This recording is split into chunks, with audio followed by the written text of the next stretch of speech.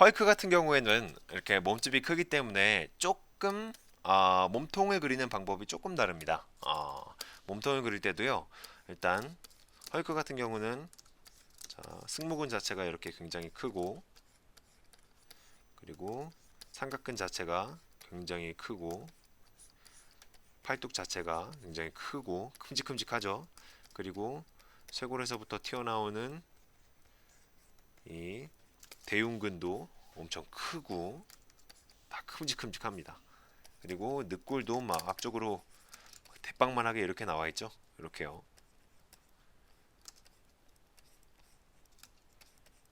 막 크달크달합니다. 자, 이런 식으로 좀 전체적으로 뭔가 막 다 큼직큼직하기 때문에요. 도형화로 표현하는 모습 또한 역시 조금 달라질 필요가 있습니다. 인체도 사람마다 이해하는 좋은 비율이 다른가요?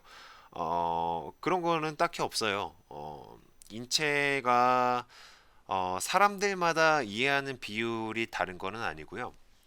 일단 이런 건 있죠. 사람들마다 개인적으로 연습을 하면서 터득한 인체 비례라던가 아니면 그림 그리는 방법은 다를 수가 있습니다. 하지만 기본적으로는 팔등신 팔등신을 기준으로 해서 보통 사람을 많이 그리는 편이에요. 보통 팔등신이 사실 가장 이상적인 인체이기도 하고 피보나치 해수열이 가장 이상적으로 들어가는 어떤 인체 모습이기도 하고요. 그렇기 때문에 보통 인체를 설명을 할 때는 팔등신으로 설명을 합니다. 그래서 이따가 좀 설명을 드릴게요. 자, 이거를 도형으로 그릴 때는 그냥 큼직큼직하게 그려주시면 되세요. 일단 자, 이렇게 큼직큼직하게 약간 이렇게 찌부됐다라는 느낌으로요. 보통보다 약간 넓은 듯한 느낌으로 그리고 어깨도 동그라미도 굉장히 큼직하게 옆으로 그려주시면 좋고요. 그리고 골반 같은 경우는 약간 안쪽으로 들어가 있다라고 생각하시면 좋아요.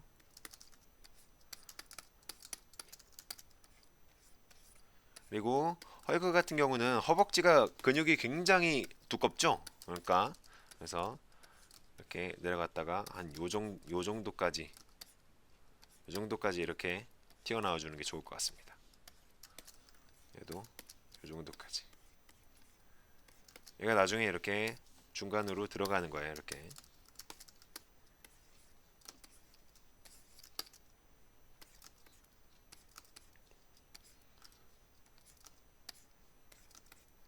자, 이렇게 해서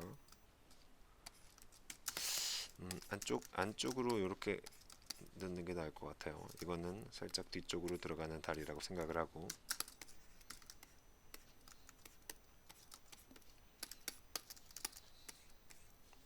그리고 팔도 두껍게 방향성 안쪽보다 바깥쪽이 좀 더 두껍게 그려주시면 좋고요. 방향성 안쪽 바깥쪽 좀 더 두껍게 그려주시면 좋아요. 그리고 약간 숙이고 있다. 뭐 이런 기울기 같은 경우에는 뭐 그릴 때마다 바꿀 수가 있죠. 그리고 중심 이렇게 얼굴은 작게 그려주시는 게 좋죠. 일단 헐크가 뭔가 거대한 듯한 느낌이니까 얼굴을 상대적으로 몸통보다 작게 그려주시면 좀 더 거대하다라는 느낌을 훨씬 더 많이 이렇게 설명을 해드릴 수가 있습니다. 이렇게 보는 사람한테 전달을 할 수가 있어요.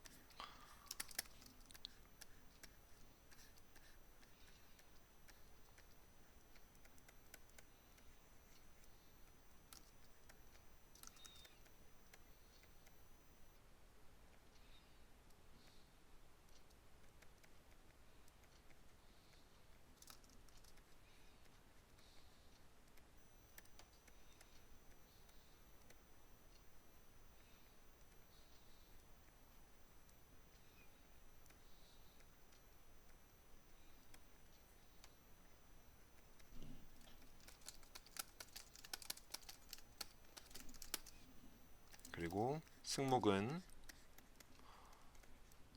뭐 지금부터는 그냥 시 묘사를 들어가면 되죠.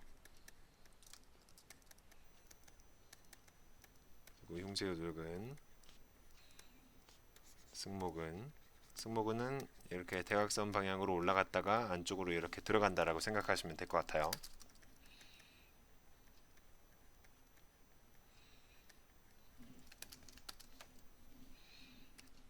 그리고 삼각근,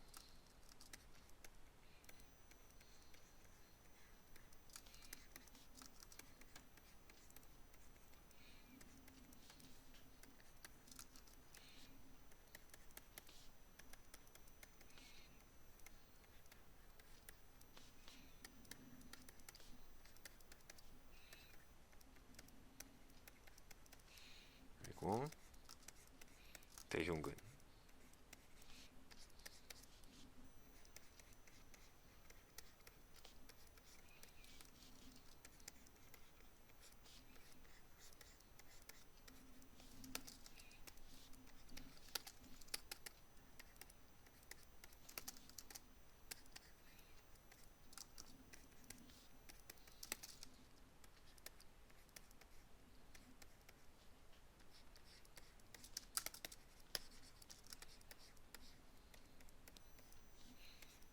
가슴이 나오다가 몸통이랑 붙고 이렇게 들어갑니다.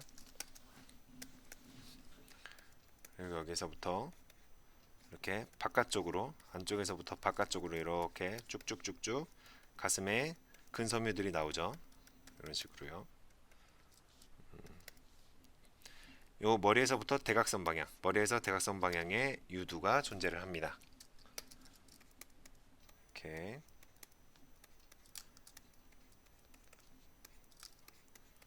자, 그리고 여기에서 크다랗게 이두근, 여기서도 크다랗게 이두근.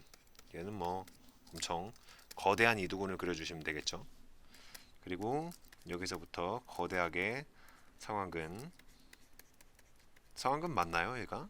맞겠죠?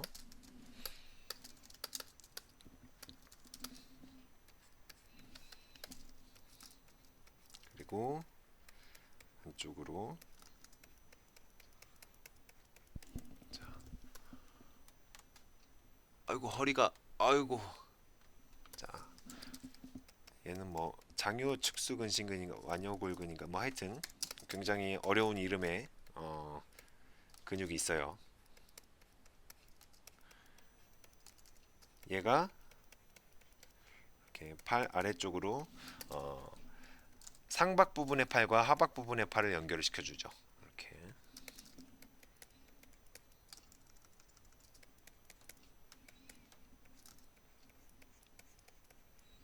그리고 얘를 기준으로 해서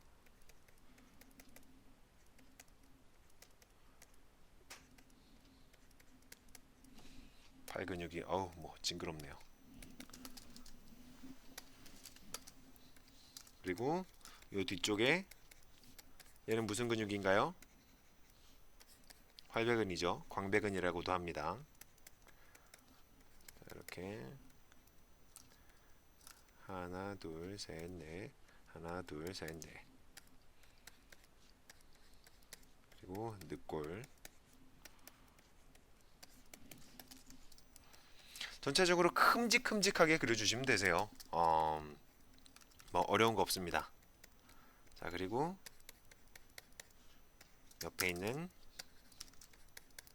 외복사근. 외복사근이 복근이랑 만나가지고 사타구니 쪽으로 들어가죠. 이렇게요.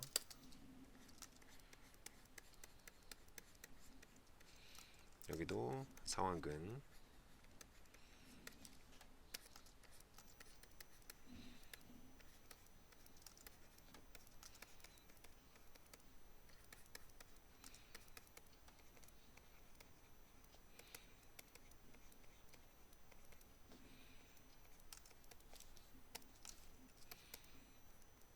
자,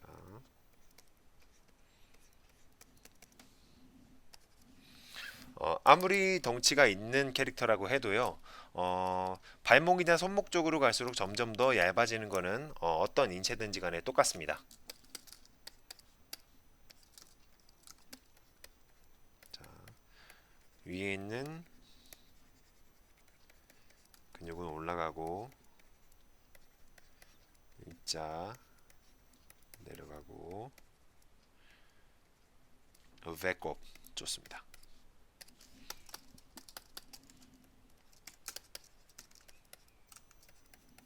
좀 더 이쪽으로 이렇게 들어가 줘야 될 것 같아요.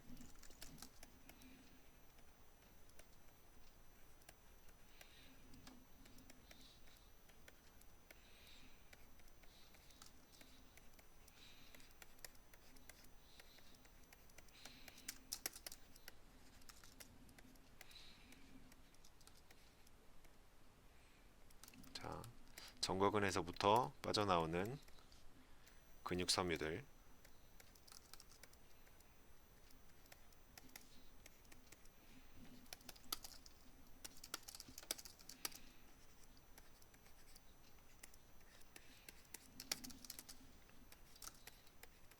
역시 손가락도 패턴화 시켜서 똑같이 그립니다.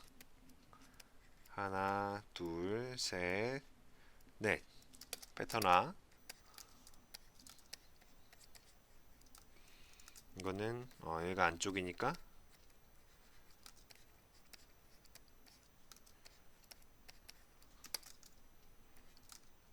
이렇게 그려야 되겠네요.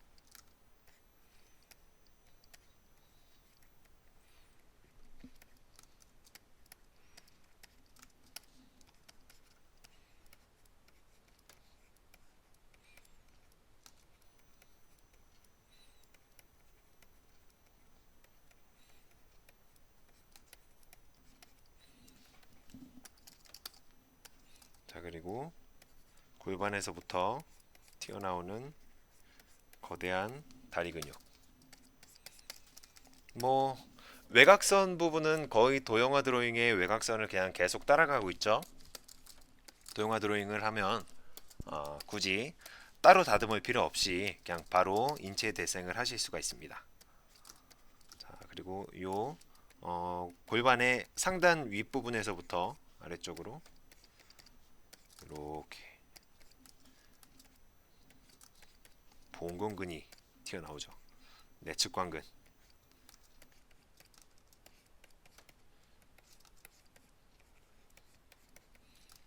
그리고 중둔근. 중둔근이 살짝 튀어나올 거예요. 이렇게. 그리고 내측관근.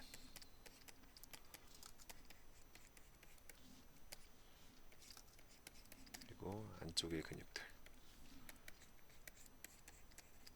사실 이 안쪽의 근육들은 이름을 외울 필요는 없다라고 생각해요.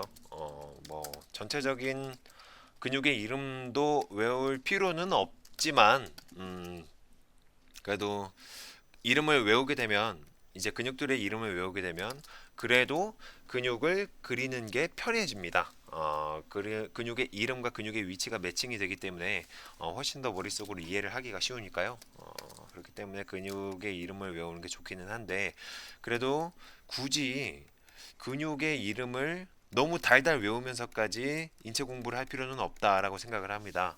일단 제가 인체 도형화를 계속 강조해 드리는 이유가 근육을 기본으로 해서 인체를 공부를 하면 동작이나 아니면 뭐 어떤 인체의 흐름 같은 것들 있죠. 일단 가만히 앉아 있는 사람을 그리더라도 어떤 사람은 굉장히 자연스럽게 그리고 어떤 사람은 굉장히 딱딱하게 그리고 그런 부분들이 있죠. 그러니까 그런 거를 느끼게 해주는 이유가 뭐냐면 인체를 해부학적으로 접근을 하고 그리고 막 계속 뭐 기본기적으로만 드로잉 연습을 계속 하다 보면은 그래 그 캐릭터나 그 캐릭터가 풍기는 어떤 분위기나 이런 것들을 좀 멀리할 수가 있어요.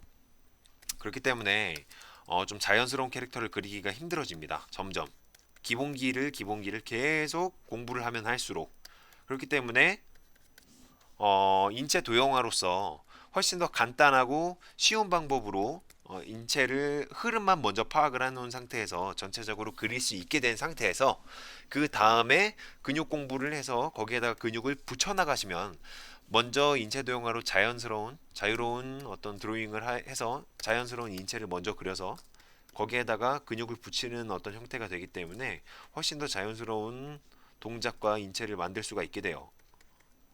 그렇기 때문에 제가 계속 인체 도형화를 강조를 해드리는 겁니다. 처음부터 너무 기본기 막 근육 해부학, 인체 해부학, 무슨 막 호가스 뭐 이런 것들로만 공부를 하다 보면 나중에는 진짜 그림이 딱딱해질 수밖에 없습니다. 생각을 해주시고요. 먼저 도형화로 인체 도형화로 전체적인 인체 흐름과 그리고 인체의 역동성 그리고 인체의 비율 인체의 동세와 비율을 먼저 공부를 하신 다음에 그 다음에 인체 해부학을 공부를 해서 자연스러운 인체 해부학을 집어넣으실 수 있었으면 좋겠습니다. 마찬가지로 먼저 인체 도형화라는 게 러프 데생을 하는 거예요. 쉽게 러프 데생을 빠른 속도로 한 다음에 정확하고 빠른 속도로 한 다음에 그 다음에 본 데생을 하는 겁니다. 그렇기 때문에 사실 러프 데생이 뭐가 그렇게 중요하냐라고 생각을 하시겠지만 러프 데생만큼 중요한 거는 없어요. 왜냐하면 러프 데생이 거의 설계도나 마찬가지이기 때문에 러프 데생이 없는 만화는 없다. 애니메이션도 없다. 영화 드라마도 없다. 라고 말할 수가 있겠습니다. 그러니까 최대한 러프 데생에서 모든 결점이나 아니면 동세나 연출하는 바를 정확하게 찝어내시고요. 그 다음에 근육을 집어넣든 옷을 입히든 하시면 될 것 같습니다.